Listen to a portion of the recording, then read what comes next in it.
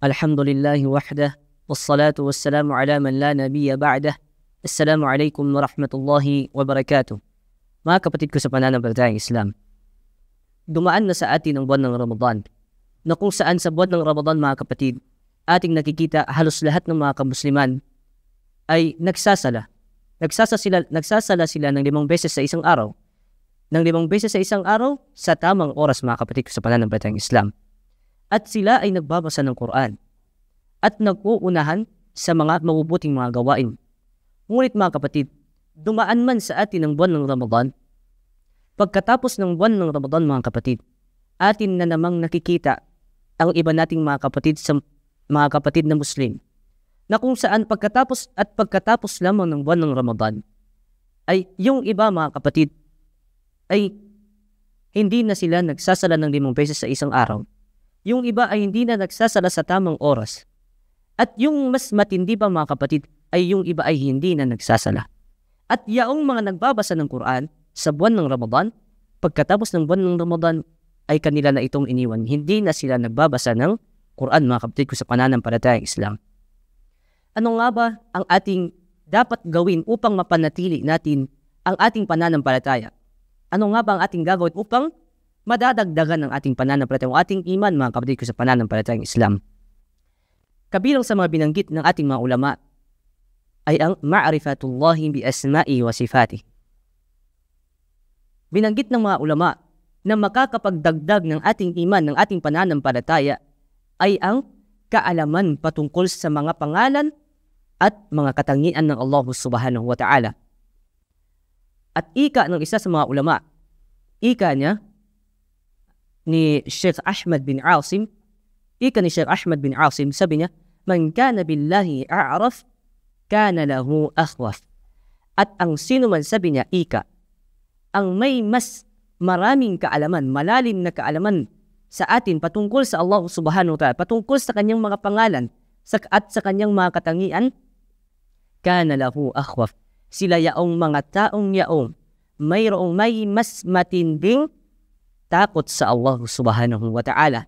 At sa atin, mga kapatid, sa reliyong Islam, ang may maraming kaalaman, malalim na kaalaman patungkol sa mga pangalan at katangian ng Allah subhanahu wa ta'ala ay ang mahal na propeta sallallahu alaihi wasallam. Ika ng mahal na propeta sallallahu alaihi wasallam, ana a'rafukum billah.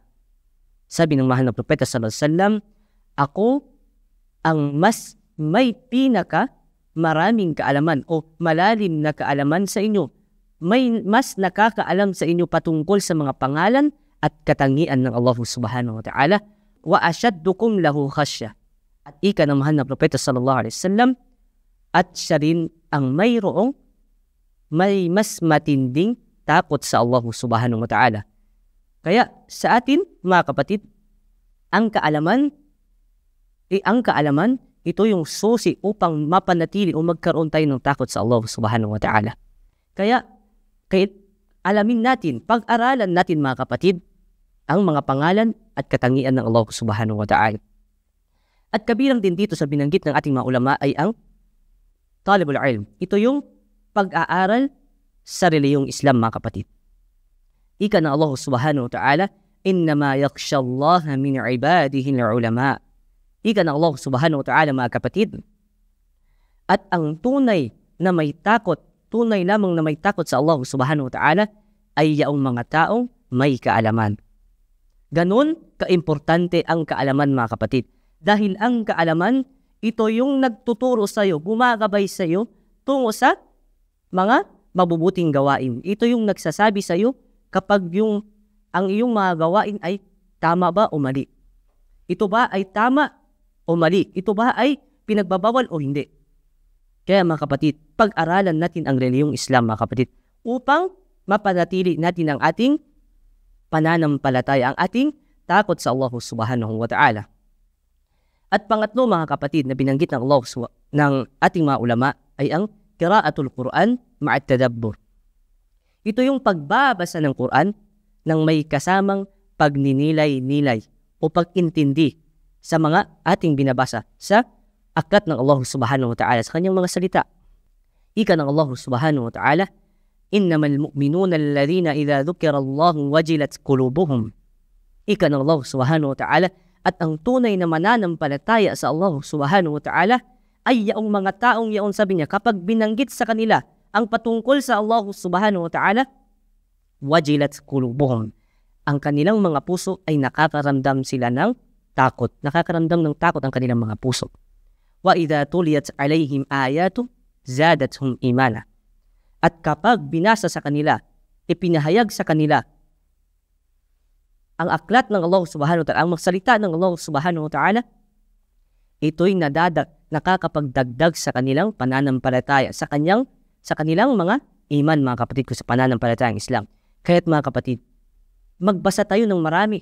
Basahin natin ang Quran. Palagi natin basahin ang Quran nang may kasamang pagninilay-nilay, pag-intindi sa ating binabasa, mga kapatid, upang magkaroon tayo ng takot o mapanatili natin ang ating pananampalataya sa Allah subhanahu wa ta'ala.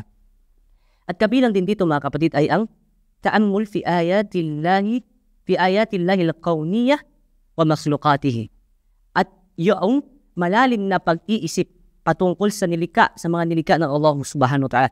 Kagaya na lamang ng mundong ito, ng mga universe, sa lahat ng ating nakikita, sa ating mga sarili, ika ng Allah subhanahu wa ta'ala, wa fi anfusikum afala tubasirun. Ika ng Allah subhanahu wa ta'ala, at ang inyong mga sarili, sabi ng Allah subhanahu wa ta'ala, ay isang halimbawa sa kanyang kapangyarihan na tayo ay nilika ng Allah subhanahu wa ta'ala. Ito ay isang halimbawa.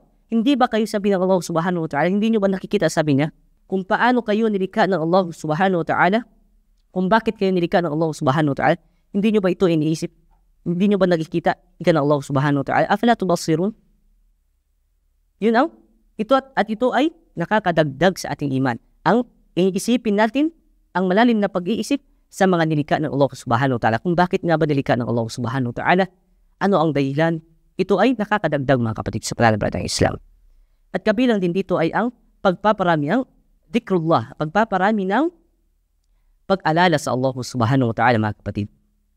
Ika ng mahal na propeta sallallahu alaihi wasallam sa kanyang hadis, masalul ladhi yadhkuru rabbahu walladhi la yadhkuru rabbahu masalul hayyi wal mayyit. Ika ng mahal na propeta sallallahu alaihi wasallam, at kahintulad, sabi ng isang tao, sabi niya, na kanyang inaalala ang Allah subhanahu wa ta'ala, at ang isang taong hindi niya inaalala ang Allah subhanahu wa ta'ala, masalul hayyi wal mayyit, ay para bang isang taong patay at isang taong buhay, mga kapatid. Kaya ika ni Sheikhul Islam Ibn Taymiyyah rahimahullah ta'ala, sabi ni Sheikhul Islam, sabi niya, ad-dhikru lil qalbi kalma'i lis samak. Ika ni Sheikhul Islam Ibn Taymiyyah rahimahullah, sabi niya, ang pag-alala, sabi niya, ika, sa Allah subhanahu wa ta'ala, ay, sabi niya, at ang pag-alala sa Allah subhanahu wa ta'ala, sa ating puso, sabi niya, ay para bagang tubig sa isda. Na kung saan, ano nga ba ang mangyayari sa isda, mga kapatid, kapag ating tatanggalin ang isda mula sa tubig? Ang isda ay mamamatay, mga kapatid ko, sa pananampalatayang Islam. Ganon din ang ating puso, mga kapatid.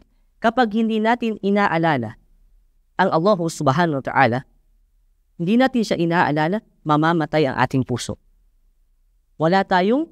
Mawawalan tayo ng takot, ng pananampalataya sa Allah subhanahu wa ta'ala. Kaya paramihin natin ang pag-alala sa Allah subhanahu wa ta'ala, mga kapatid. At kabilang din dito, mga kapatid, na binanggit ng ating mga ulama, ay ang pagpaparami, ay al-iktharu minan nawafil wa ta'at wa tarkul ma'asiyah. Ang pagpaparami ng pagsunod sa Allah subhanahu wa ta'ala at sa kanyang propeta, nawafil, sa mga bagay na ikinalulugod ng mahal na propeta sallallahu alaihi wasallam, at ang pag-iwas sa mga ma'asiyah, sa mga kasalanan, mga kapatid, sa mga ipinagbabawal ng Allah subhanahu wa ta'ala. Bakit? Lianna al-imana, dahil ang iman, mga kapatid, yazidu bit-ta'ah wa yanqusu bil-ma'siyah. Dahil ang ating iman, mga kapatid ko, sa pananampalatayang Islam, ay nadadagdagan sa pamamagitan ng pagsunod sa Allah subhanahu wa ta'ala, sa paggawa ng mabubuting gawain. At ito'y nababawasan sa pamamagitan ng paggawa ng ma'siyah, ng mga ipinagbabawal ng Allah subhanahu wa ta'ala. Kapag ating iiwasan ang mga masasamang mga bagay, ang mga bagay na ipinagbabawal ng Allah subhanahu wa ta'ala, ito'y magiging dahilan upang tataas ang ating pananampalataya, ang ating iman, mga kapatid ko, sa pananampalatayang Islam. At kabilang din dito sa binanggit ng ating ulama ay ang musahabatus salihin. Ito yung pagsasama mo sa mga taong salih, sa mga taong may takot sa Allah subhanahu wa ta'ala. Ang pagpili mo sa iyong mga kaibigan, sa iyong mga kasamahan. Ika ng mahal na propeta sallallahu alaihi wasallam, al-mar'u ala dini khalilih, falyanzur ahadukum man yukhalid. Ika ng mahal na propeta sallallahu alaihi wasallam, ang tao, sabi niya, ang isang tao, sabi niya, ay nakabase, sabi niya, ang kanyang pananampalataya, sabi niya, ay nakabase sa kanyang kaibigan, sa kanyang kasama. Falyanzur ahadukum man yukhalid. Kaya sabi niya, tingnan nyo, sabi niya, piliin nyo kung sino ang inyong sasamahan, sino ang inyong kakaibiganin, mga kapatid. Ganun kaimportante ang kaibigan, ang kasamahan sa reliyong Islam. Dahil bakit, mga kapatid? As-sahibu sahib. Dahil kung ano ang iyong kaibigan, ganun ka rin, mga kapatid. Kapag ang iyong kaibigan ay magnanakaw, wala siyang ibang maidudulot sa'yo kundi hihilain ka rin upang magnakaw. Kapag ang iyong kaibigan ay sinungaling, wala siyang ibang ituturo sa iyo maliban na lamang upang magsinungaling, mga kapatid. Kaya piliin natin ang ating mga kaibigan, ang ating mga sasamahan, mga kapatid. Piliin natin yung mga kaibigan, mga mabubuting kaibigan, mga mabubuting kasamahan. Yaong mga kaibigan na nagpapaalala sa iyo sa Allah subhanahu wa ta'ala. Nakakapagdagdag sa iyo ng iyong pananampalataya, na kung saan siya ay palagi kanyang binibigyan ng paalala patungkol sa Allah subhanahu, sa takot sa Allah subhanahu wa ta'ala. At ito ay mabibilang sa mga dahilan upang mapapataas ang ating pananampalataya, ang ating iman, mga kapatid. At ang panghuli, mga kapatid, na binanggit ng ating mga ulama ay ang dua. Ito yung panalangin. Paghingi natin ng panalangin sa Allah subhanahu wa ta'ala, ang lagi nating hingin sa Allah subhanahu wa ta'ala, nadagdagan sa atin ang ating pananampalataya, ang pangalagaan ng ating pananampalataya, ang ating iman, dagdagan pa ito. Ito ay isa sa pinaka-epektibong sandata ng isang Muslim upang mapanatili niya ang kanyang pananampalataya sa Islam, upang mapanatili niya ang kanyang iman, mga kapatid ko, sa pananampalataya ng Islam. At hanggang dyan na lamang, mga kapatid, naway pagbiyayaan sa atin ng Allah subhanahu wa ta'ala ang kakaunting kaalaman na ating binanggit dito sa bidyong ito. Insyaallah subhanahu wa ta'ala. Hada wallahu ta'ala a'lam, wa akhiru da'wana anil hamdulillahi rabbil alamin. Assalamu alaikum warahmatullahi wabarakatuh.